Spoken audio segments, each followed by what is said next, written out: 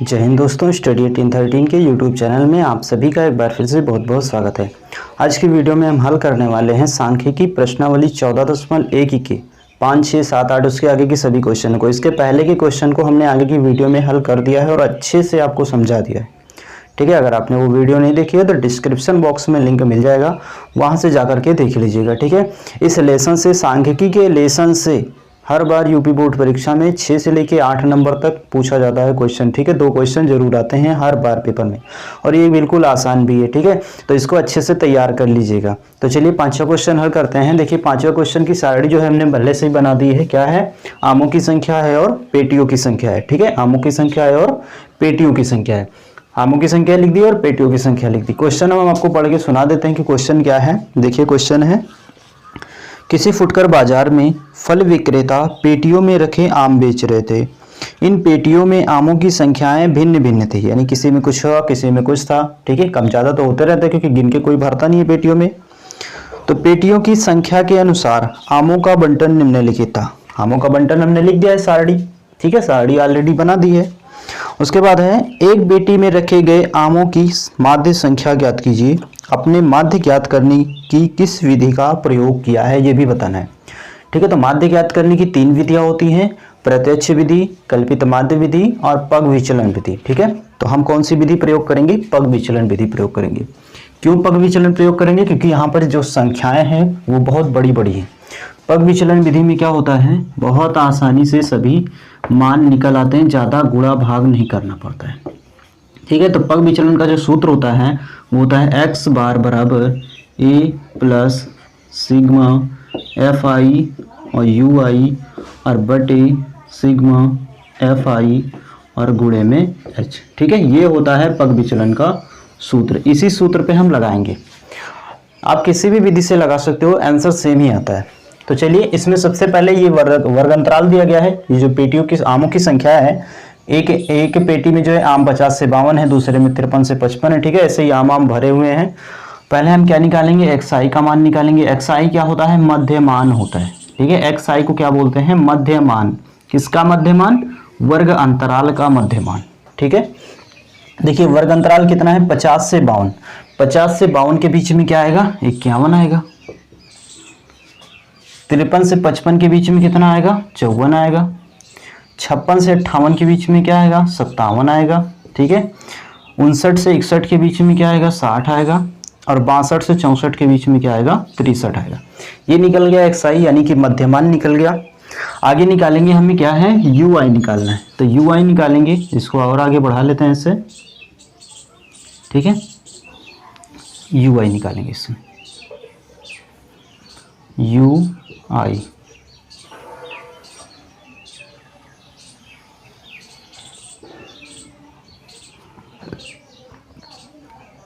ठीक है, तो देखिए यू आई कैसे निकालेंगे? एक्स आई वाले में हम मध्यमान ए मानेंगे, ए। ठीक है, तो कौन से बीच में है? 1 2 3 4 5, ये वाला मान बीच में है तो इसको मान लेंगे हम ए। और ए के सामने वाली संख्या को 0 रखेंगे, ऊपर वाले को -1 और ऊपर वाले को -2, उसके बाद नीचे की तरफ 1 और उसके बाद 2। यू आई का मान निकल गया। आगे हमें क्या निकालना है? एफ आई और यू आई का गुणा। एफ आई और यू आई का गुणा। ठीक है, इसको भी निकाल लेते हैं। तो चलिए देखिए अब इसमें क्या करेंगे। एफ आई कौन सा है? ये वाला मान है। यू आई कौन सा है? ये वाला मान है। तो 15 दोनों कितना होगा? -30। उसके बाद यहाँ 110 है और यहाँ पे 1 है। 110 से कम कितना होगा? 110 ही होगा, लेकिन ये मान माइनस में, तो इसलिए ये भी माइनस का 110। ठीक है, 135 से 0 में गुणा करेंगे तो 0 आएगा। 115 से 1 में गुणा करेंगे तो 115 आएगा। उसके बाद 25 से 2 में करेंगे तो 25 दूना 50। देखिए एकदम सिंपल है, ज़्यादा गुणा भाग नहीं करना पड़ता है इस विधि में, बहुत बड़े बड़े हैं। ठीक है, आगे क्या करेंगे? हम एफ आई का योग निकालेंगे। तो एफ आई का योग टोटल कितना आ रहा है? सिग्मा एफ आई, इन सभी को जोड़ेंगे तो कितने के बराबर आएगा? 400 के बराबर आएगा। ठीक है, हमने काउंट कर रखा है, आप काउंट कर लीजिएगा इसको, तो कितने के बराबर आएगा? 400 के बराबर आएगा। एफ आई यू आई का योग निकालेंगे तो सिग्मा एफ आई यू आई बराबर, तो सिग्मा एफ आई यू आई का योग देखिए कैसे निकालेंगे? माइनस वाला मान अलग जोड़ लेते हैं। 110 और 30 कितना हो जाएगा? 140 माइनस का।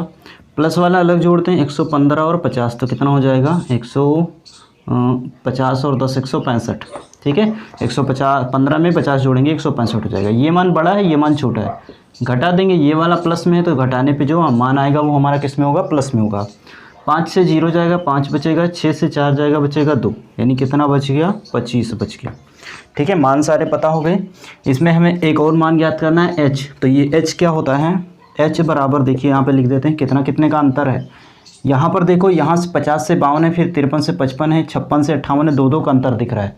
लेकिन यहाँ एक चीज़ ध्यान दीजिएगा, 50 के बाद 52 है, फिर यहाँ श्रेणी जो है ये 52 से स्टार्ट नहीं है, 53 से स्टार्ट है, 1 का अंतर है, ठीक है। तो इस तरह से जब हो तो यहाँ पे देखा करो XI वाले मान में कितने का अंतर है, 51 के बाद 54, 54 के बाद 57, 57 के बाद 60, 60 के बाद 63, 3 का अंतर है, ठीक है। यहाँ से देखा करो, कभी गलत नहीं होगा। तो H का मान कितना है, 3, अंतर कितना है सब में, 3 का है।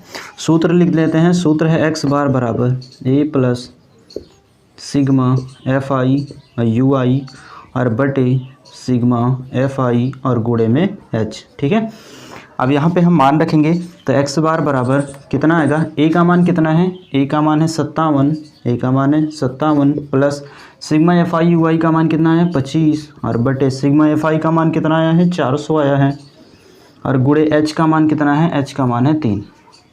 आगे इसको हल करेंगे तो देखिए x बार बराबर हो जाएगा, इधर कितना है 57 प्लस 25 से 3 का गुणा, तो 25 में कितना हो जाएगा, 75 हो जाएगा और बटे में 400, ठीक है। अब क्या करते हैं हम, 400 से 75 का भाग कर देते हैं। तो 400 से 75 का भाग इधर कर देते हैं, 400 से 75 का भाग करेंगे कितना आएगा, देखिए पहले तो 0 दशमलव लगाएंगे तो एक 0 पड़ेगा, अब भाग होगा, 2 बार में 800 हो जाएगा तो 1 बार ले जाएंगे, तो 1 बार में कितना जाएगा 400, घटा देंगे तो कितना बचेगा 350 बच जाएगा, ठीक है। फिर एक और 0 बढ़ाएंगे, अब कितनी बार जाएगा, 8 बार जाएगा, ठीक है। 8 चौक कितना होता है 32, पीछे डबल 0 बढ़ा देंगे, घटाएंगे तो फिर से कितना बचेगा 300 बचेगा, ठीक है। दशमलव के 2 अंक तक लेके जाओ बस, बहुत ज़्यादा नहीं। तो यहाँ पे कितना आ गया, x बार बराबर 57 प्लस भाग करने पे कितना है 0.18, ठीक है। 57 में 0.18 जोड़ेंगे तो x बार बराबर हो जाएगा 57.18, ये हो गया आंसर, ठीक है। ये हो गया इसका आंसर। तो देखिए हमारा छठा क्वेश्चन क्या है, छठा क्वेश्चन दिया गया है, निम्नलिखित सारणी किसी मोहल्ले के 25 परिवारों में भोजन पर हुए दैनिक व्यय को दर्शाती है। एक उपर्युक्त विधि द्वारा भोजन पर हुआ माध्य व्यय ज्ञात कीजिए, ठीक है। इसमें भी क्या ज्ञात करना है, माध्य व्यय ज्ञात करना है। तो छठा क्वेश्चन में पहले हम सारणी बना लेते हैं। क्या दिया गया है, दैनिक व्यय दिया गया है, ठीक है। क्या दिया गया है, दैनिक व्यय, दैनिक व्यय, और उसके बाद में है परिवारों की संख्या। परिवारों की संख्या हम सीधे सीधे FI लिख देते हैं, ठीक है, क्योंकि ये दूसरा मान जो होता है ना वो FI का ही होता है। ऐसे सारणी बना लेनी है।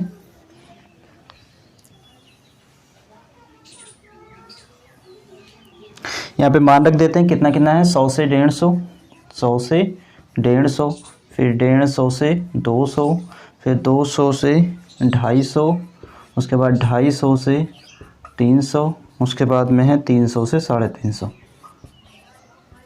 ठीक है। इसको भी बॉक्स से बना लेते हैं नीचे योग लिखने के लिए। FI का मान कितना दिया गया है, 4 5 12, 4 5 12, उसके बाद 2, उसके बाद 2, ठीक है। इसमें भी हमें माध्य ज्ञात करना है। तो माध्य ज्ञात करने के लिए हम कौन सी विधि लगाएंगे, पग विचलन विधि लगाएंगे, क्योंकि इससे बिल्कुल आसानी से निकल आता है। तो सबसे पहले तो हमको क्या ज्ञात करना होगा, XI का मान ज्ञात करना होगा। तो XI कैसे निकालेंगे, यहाँ 100 है और यहाँ 150, 100 और 150 के बीच में कितना आएगा, 125 आएगा, ठीक है। कितना आएगा, 125। अगर नहीं पता है कैसे आ रहा है तो इन दोनों को जोड़ डालो, कितना आएगा, 100 और 150 जोड़ोगे तो कितना आएगा 250, इसका आधा कर दो, 2 से जब भाग करोगे 250 को तो 2 1 कम 2, उसके बाद 2 से 5 को करोगे तो 2 दूनी 4, बच गया 1, 1 के साथ में 0, मतलब 10 हुआ, 2 से 10 को भाग करोगे 2 पंजे 10, 125, ठीक है। यहाँ 150 से 200 के बीच में कितना आएगा, 175 आएगा। 200 और 250 के बीच में कितना आएगा, 225 आएगा। 250 और 300 के बीच में 275 आएगा। 300 और 350 के बीच में 325 आएगा, ठीक है। XI हमारा निकल गया। आप क्या निकालेंगे, हम UI निकाल लेते हैं। तो UI निकालने के लिए आपको सिंपल एकदम कुछ करना ही नहीं है, ना गुणा ना भाग, बीच वाले मान को क्या मानना है हमको a, और इसके सामने वाले को 0 कर देना है। ऊपर -1 फिर -2, नीचे 1 और उसके बाद 2। ui के बाद हम निकालेंगे क्या, fi और ui। अब यहाँ पर देखिए fi और ui निकालेंगे तो कैसे करेंगे, fi यहाँ पर है, ui यहाँ पे है, गुणा 4 दूनी कितना होगा -8, 5 एकम कितना होगा -5, 12 से 0 का गुणा कितना होगा 0, 2 एकम कितना हुआ 2, 2 दूनी कितना हुआ 4। बिल्कुल सिंपल है। माइनस वाला अलग जोड़ लो, 8 5 कितना हो गया -13, प्लस वाला अलग जोड़ लो, 4 2 हो गया 6, 13 में से 6 जाएगा बचेगा 7, वो भी माइनस का, ठीक है, क्योंकि बड़ी वाली संख्या माइनस में है। तो सिग्मा fi ui कितना आ गया, सिग्मा fi ui बराबर हो गया -7। इसका योग निकालेंगे सिग्मा fi का, तो सिग्मा fi बराबर कितना हो जाएगा 4 5 9 और 12 9 कितना हो गया 21, 21 2 23, 23 2 25, ठीक है। उसके बाद में हमें क्या करना है, हमारे सारे मान निकल गए हैं। अब उठा के सीधे सूत्र में रख देते हैं। तो सूत्र होता है x बराबर a प्लस सिग्मा fi और ui और बटे सिग्मा fi और गुणे में h, ठीक है। मान रखेंगे तो a का मान देखिए कितना है, a का मान है 225 प्लस सिग्मा fi ui का मान कितना आया है -7, सिग्मा fi का मान कितना आया है 25 और गुणे h का मान, अब देखिए अंतर कितना है, 100 से 150, 150 से 200, वैसे यहाँ भी देख सकते हैं 125 से 175 में 50 का अंतर है, 175 से 225 में 50 का अंतर है, ठीक है। तो h का मान कितना हो गया 50 हो गया। यहाँ हल कर लेते हैं, 25 से कम 25 और 25 दूना 50, ठीक है। आगे क्या होगा 225, उसके बाद यहाँ प्लस से माइनस का गुणा हो जाएगा, ठीक है, प्लस माइनस का गुणा होगा तो कितना होगा माइनस, 7 से 2 में गुणा होगा तो 7 दूनी 14। अब 225 में से 14 घटा देंगे तो कितना बच जाएगा 211, ठीक है। x बार बराबर कितना आ गया 211, ये क्या हो गया हमारा आंसर हो गया इसका। तो देखिए हमारा 7वां क्वेश्चन क्या है, 7वां क्वेश्चन पहले पढ़ के हम आपको सुना देते हैं। देखिए, वायु में सल्फर डाइऑक्साइड यानी SO2 की सांद्रता भाग प्रति मिलियन में ज्ञात करने के लिए एक नगर के 30 मोहल्लों से आंकड़े एकत्रित किए गए, जिन्हें नीचे प्रस्तुत किया गया है, ठीक है, सरणी में दिया गया है। उसके बाद है वायु में SO2 की सांद्रता का माध्य ज्ञात कीजिए, यानी सल्फर डाइऑक्साइड की सांद्रता का माध्य ज्ञात करना है, ठीक है। तो सरणी बना लेते हैं हम। क्या दिया गया है, SO2 की सांद्रता, SO2 की सांद्रता, SO2 की सांद्रता, और क्या है बारंबारता, बारंबारता वही FI है। अब इसको सरणी बना लेते हैं हम, ये बना लिए, इसे बना लिए, ठीक है, नीचे भी मिला देते हैं। अब देखिए कितनी कितनी है, 0.00 से 0.04, उसके बाद में है 0.04 से 0.08, उसके बाद है 0.12 से 0.16, ठीक है, सॉरी 8 के बाद यहाँ 8 से रहेगा, 8 से 0.08 से 0.012, फिर 0.12 से 0.16, फिर 0.16 से 0.20, ठीक है, उसके बाद 0.20 से 0.24, ठीक है। यहाँ से भी ऐसे बना लेते हैं। FI का मान कितना दिया गया है 4 है, उसके बाद 9 है, उसके बाद फिर से 9 है, फिर से 2 है, उसके बाद में 4 है, फिर से 2, ठीक है। FI का मान हो गया। अब हमें ज्ञात क्या करना है इसमें, सबसे पहले तो हमको ज्ञात करना है XI का मान, ठीक है। XI का मान कितना आएगा, तो XI का मान निकाल लेते हैं, यानी XI क्या होता है मध्यमान होता है, ठीक है, XI क्या होता है मध्यमान होता है। तो निकालिए, देखिए कहाँ है, यहाँ 0.00 से 0.04, इसके बीच में कितना आएगा 0.02 आएगा, ठीक है। काउंट करना है तो काउंट करके, यानी दोनों को ऐड करके उसके बाद 2 से भाग करेंगे तो भी इतना ही आएगा। अगर 0.04 है, यहाँ 0.08 है, इसके बाद 4 और 8, यहाँ अंक देखिए 4 और 8 वाला, 4 देखिए 8 देखिए, कितने कितने का अंतर है 4 का अंतर है बीच में।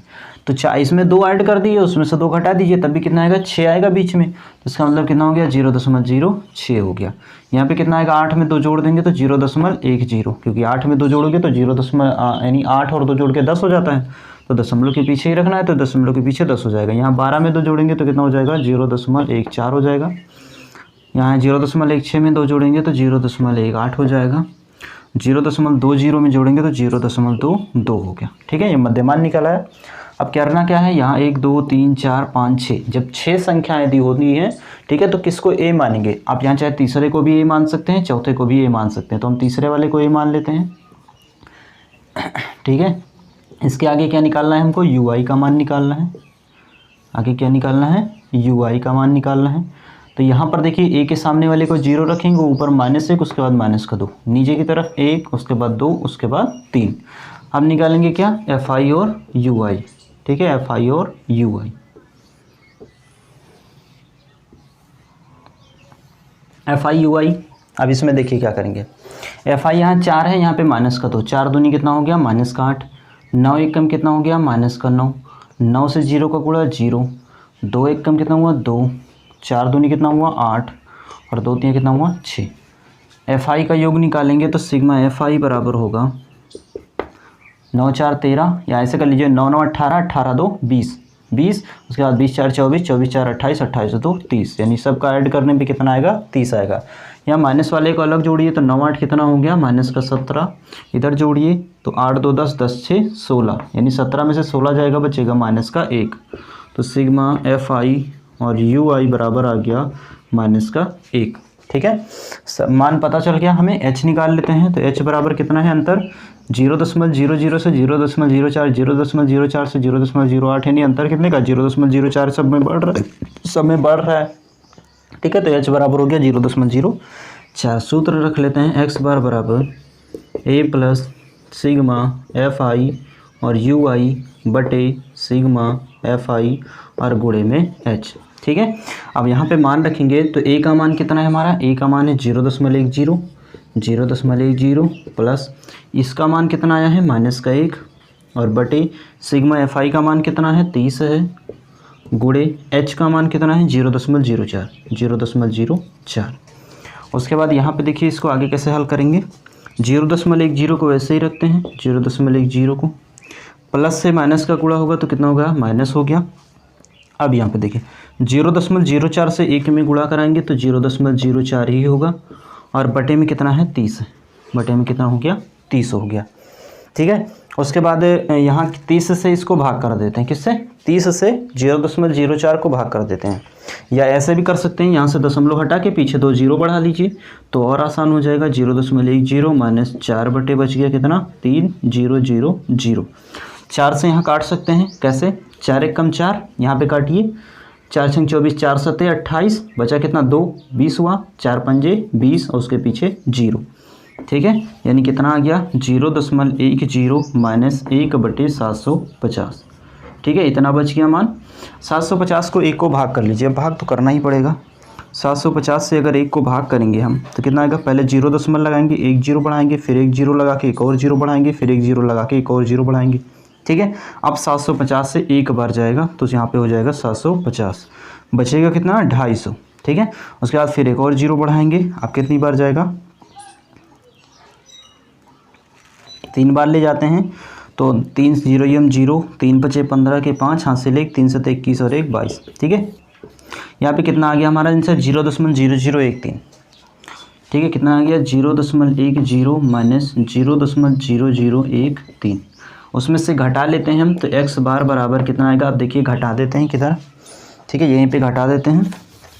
कितने से घटाना है हमको, 0.10 में से घटाना है 0.0013 को, ठीक है। अब यहाँ पे घटाएंगे, इसके पीछे 0 0 बढ़ा लेते हैं क्योंकि संख्या बराबर रहेगी तभी घटेगा।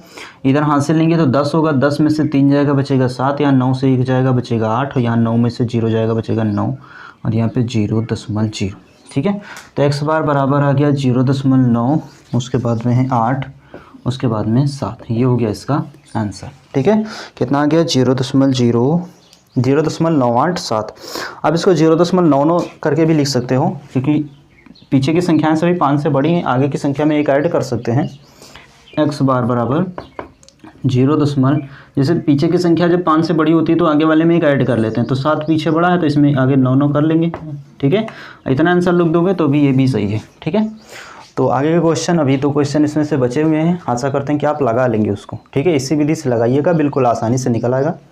अगर नहीं निकलता है तो हम आगे की वीडियो में इसको ठीक है, बता देंगे कैसे लगेगा। बाकी पग विचलन विधि से लगाइए, बिल्कुल आसानी से इसमें से निकल जाता है। ठीक है, तो अच्छे से तैयारी करिए यूपी बोर्ड परीक्षा की। अगर चैनल पर नए हैं तो चैनल को सब्सक्राइब करके बेल आइकन को दबा लीजिए। मिलता है नेक्स्ट वीडियो में, तब तक के लिए जय हिंद, जय भारत।